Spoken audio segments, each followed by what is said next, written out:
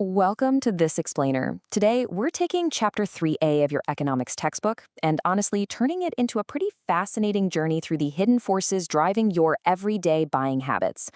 Have you ever stopped to wonder why you buy what you buy? Or why a seemingly random price drop can cause an absolute frenzy in the aisles? Well, today, we are unpacking the whole architecture of human purchasing decisions through the lens of demand analysis. Okay, let's quickly hit our roadmap for today. First, what is demand? Second, graphing human behavior. Third, determinants of demand. Fourth, the law of demand. Fifth, breaking the law. And finally, sixth, variations in demand. Let's jump right into Section 1. What exactly is demand? In economics, just really wanting something isn't enough to move the market. Think about it. Imagine someone who is completely broke but desperately wants a car to get to work. That's a desire. Now, contrast that with a wealthy person who walks right into a dealership and actually buys a car. A desire is just a wishful thought. The market only responds when that wish gets a financial backbone. Economist Frederick Benham hit the nail on the head when he defined demand as an effective desire. You absolutely need the want, the desire, right? But you also need the willingness to actually spend your hard-earned money on it. And you need the ability to pay. You need the wallet to back it up. If literally any one of those three elements is missing, you do not have economic demand. All right, moving to Section 2, graphing human behavior. Let's see how individual choices compare to the whole market. So how do we actually track this desire and ability to pay? We look at something called an individual demand schedule. Imagine the price of a certain commodity, let's just call it commodity X, drops from 10 rupees down to 2.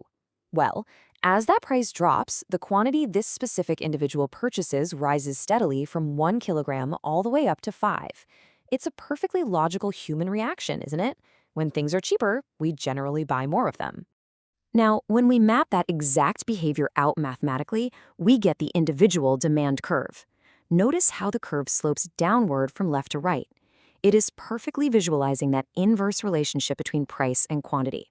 Price goes down on the vertical axis, quantity goes up on the horizontal axis. This downward slope is basically the visual signature of rational consumer behavior. But what if we zoom out, going from just one person buying an apple to the entire market? Well, the rule stays exactly the same, just on a much larger scale.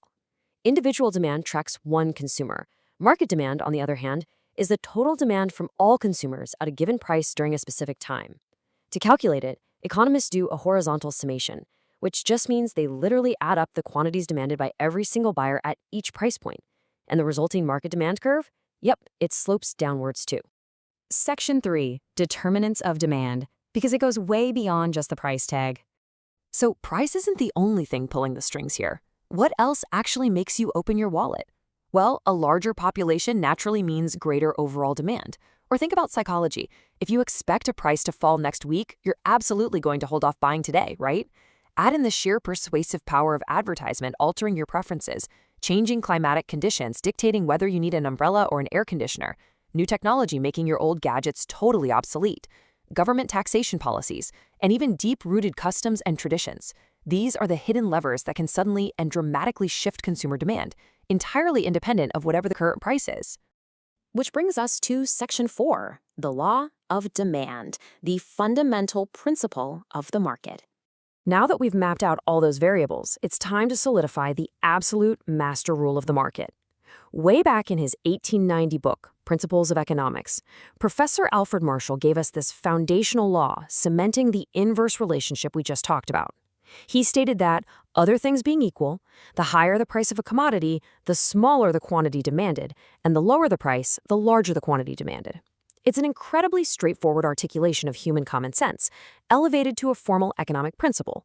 And here is Marshall's law mathematically declaring that demand is a direct function of price.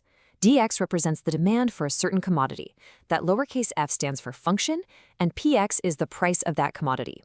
It elegantly strips away all the noise just to show you the core mechanical relationship at the very heart of our economy.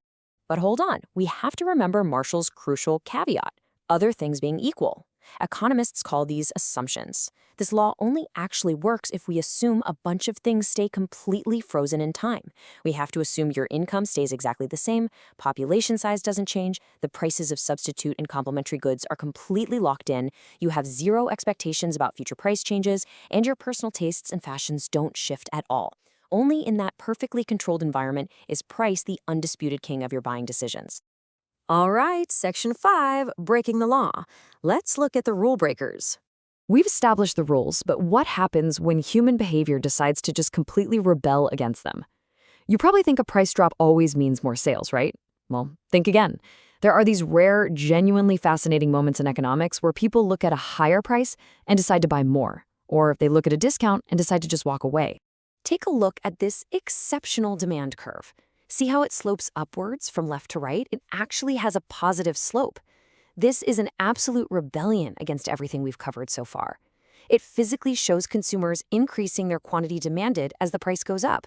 I know, it looks like a typo or a mistake, but it's a fully documented reality under some very exceptional circumstances. And that brings us to our greatest exception, Giffin's paradox. Sir Robert Giffin discovered this phenomenon in England.